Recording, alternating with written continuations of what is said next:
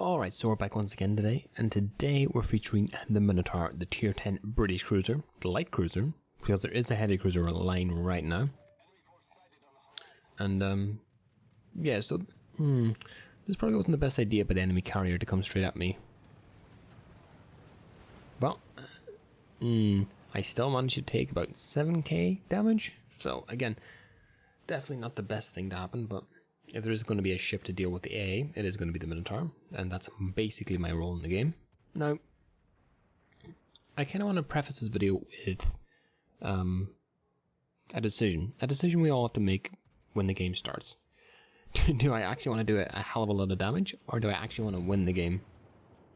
And this decision comes up a lot more often than you'd think, and players more often than not kind of go with, I want damage numbers. I want a hell of a lot of damage. I don't really care about winning the game.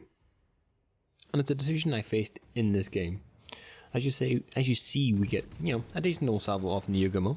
We take them relatively low.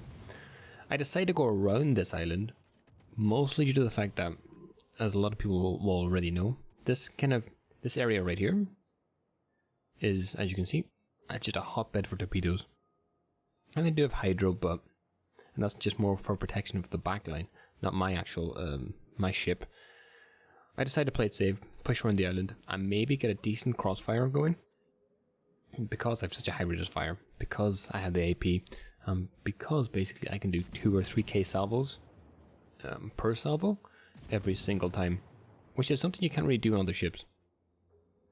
That's one of the nice things about the Minotaur, is that you can constantly keep adjusting your aim.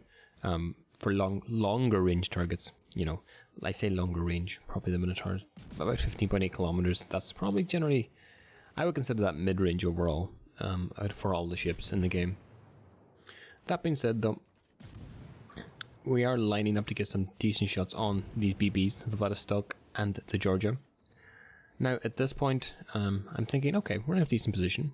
We are a bit of a lemming train, but we can do some decent damage, and I don't have to make that decision between doing damage or dying or winning the game. It's not a decision I have to make at this point in the game. I'm still using the AA effectively. I'm still not taking any real damage, aircraft aside, which is pretty unavoidable. I decide to smoke up here. I wait until I get undetected, and I start shooting at the Georgia. Now for me, this is like the best of both worlds. I can control this flank, and I can also do damage. But, as you'll see, one unfortunate shell, me not being angled enough, and the game suddenly completely changes. And it changes for one reason. Sure, okay, I can heal this up, I'm fine. But if this happens again, and it's not one shell that hits the Citadel, it's maybe 2 or 3, and I'm not appropriately angled, well, I'm in a world of hurt, and I'm probably going to end the game. So again, I have to make that decision really early. Do I stop shooting, stop taking damage, stop dealing damage? Or do I angle appropriately, put myself in the best position to actually dodge, and keep dealing out the damage? So, I angle, because I don't think many other ships can actually get in. As you'll see in the minimap, a lot of the ships are still coming around that island, so I don't think they're in the best position to actually shoot on the ship, on the Georgia. So I decided to take my chances, hedge my bets, angle appropriately, and start dealing more damage. Now, it'll turn out that this is probably a decent decision. We'll get the kill on the Georgia eventually. I get a hell of a lot of pens that do 500 damage for some reason. But with a higher rate of fire, it all balances out, and we're up at about 30k right now. We get the kill on the Georgia, and it ends it pretty well. But again, that's the risk you have to take. There's a lot of implicit risks in the game that you're kind of somewhat aware of them, but you're never 100% aware of them, and it can really influence your chances of winning the game. That being said, we do have C capped. They're capping A plus B. So again, they have lost 3 BBs and a DD, which is really good for us. We've lost a BB, a cruiser, and a destroyer. So at this point, it's just by putting myself in the position to deal the most damage. Because I don't really have any more of a plan at this point in the game. Mostly due to the fact that I was so focused and so kind of consumed by taking that much damage from the Georgia that I didn't really have more of a thought out plan other than controlling this flank, killing the Georgia, and then we'll just go from there. and just hoping that I angle well enough not to get any more hits from him. Now, that being said, if we look at the minimap, we're a bit of a lemon train still. We're all congealed around this one C point. At this point, I'm not using the minimap all that much. I'm just looking around me. I see the Hindenburg, I see the Lexington. Obviously, that's what we're going to be focusing on. But it's a bit out of range for me. So we see the Hindenburg then. It's probably the closest ship to me. The RPF confirms it. And so that gives me a little bit of breathing room. I'm not too concerned about any aircraft. And at this point, actually, considering the game's even, we've been doing pretty well. But again, back to the decision. I have a decision here. I can shoot the Hindenburg. I'll be detected. I'll have the possibility of getting really badly hurt. Especially when you look at the Jean Bart, where he is on the map. And, you know, I can always have the chance of being dropped by planes, even though it's a minimal chance. And me getting one bad salvo aimed at me and detonating me could fundamentally change how we win the game. So you're always playing this back and forth, back and forth, back and forth on whether you actually want to, you know, increase the chances of winning the game, or if you want to kind of, I wouldn't say be more selfish, but, you know, there's a selfish aspect of just wanting to deal more damage. It's the same when you contemplate rushing in, or like going just full throttle, straight into a cap or something like that on a DD. You might not be aware of what you're doing, but you will probably get more damage as a result than you would if you otherwise played, because generally it tends to be bad players that do that. But your overall chances of winning the game and your overall win rate overall is going to be significantly lower than usual. Just due to the fact that, well, it's a stupid strategy. You're prioritizing damage over actually thoughtful, considerate play that will actually win you the game. Anyways, we do get radared. And if you'll see on our left on the minimap, you can see above that island, there's a Hindenburg. I think it's a Hindenburg. There's a Neptune, and I think there's a Buffalo also. So logic would dictate that it's obviously the Buffalo that's radaring me, even though that doesn't even make sense now when I think back. I knew when I was playing this game that this was definitely the Buffalo's radar. For some reason I thought he had a 12-kilometer radar, or he'd somehow gotten into range of me in between the point of me initially being radared and now, but apparently that wasn't the case, as you'll see a little bit later.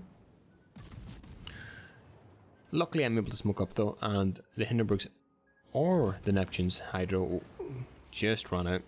Otherwise that could have been a very sticky situation. I do get dropped by the torpedo, but luckily my damage con just lasts long enough not to get a flooding. To be pretty frank right now, my positioning is probably the best position in the game right now. I have shots on the Jean Bart, the gearing just popped up to my right. The Neptune and the Hindenburg are behind that island, which means there's very low probabilities of them actually coming near me. Their hydro just went on cooldown, and their radar just went on cooldown. So I'm free to do as much damage as I need to right now, and not take any damage as a result.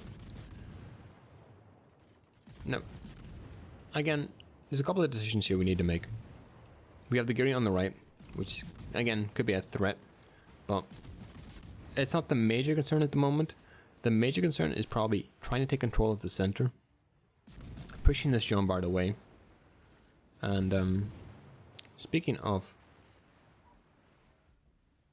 what the hell is Z-52 doing? Anyways, sorry, I got distracted there. That was very strange by the Z-52. I'm not really sure entirely what he's doing. But again, we try and get the kill on Jean Bart with a little bit of blind firing. Again, we do pick up the radar again. This time I'm 100% convinced it's the Buffalo radar. It does just time out. And we do pick up the kill on the Jean Bart, luckily. I wouldn't say that's skill because, well, anything could have happened when he's undetected. The shells could have went anywhere. But, that being said, the gearing is creeping away slowly. Pretty low. Well, relatively low. And now my focus turns to trying to control B.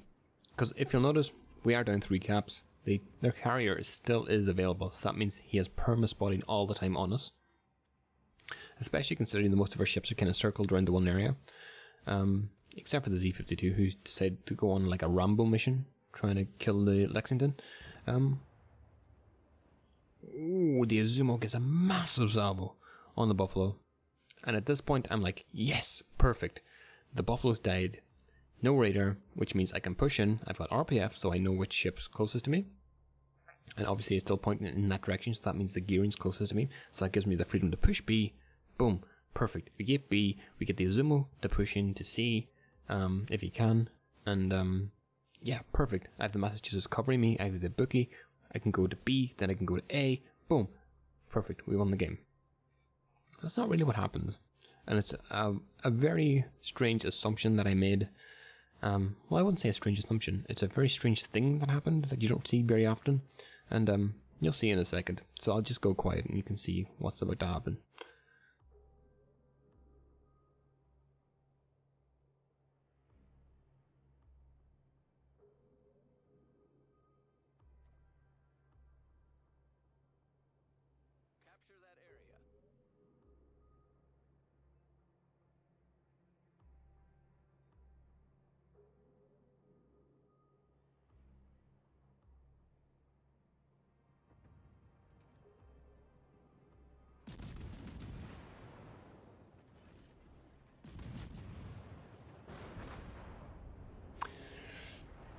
And as you can see, it wasn't the Buffalo that had the radar, even though he might have had radar.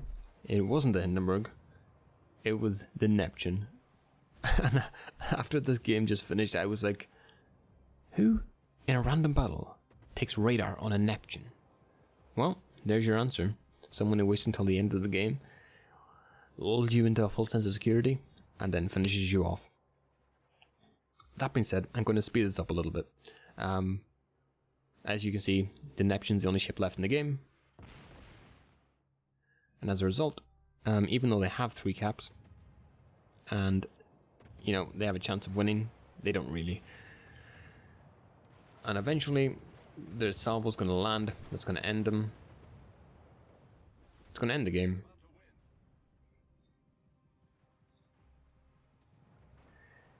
And it's going to end the Neptune's life. But that being said, there's a bigger point here about the decisions you make in the game, especially in regards to damage, regards to, you know, average win rate and this probability of success, really do make you think about how you play. And as a result, you need to be thinking about decisions constantly in that kind of scope. You know, is this likely going to increase my chances of winning the game?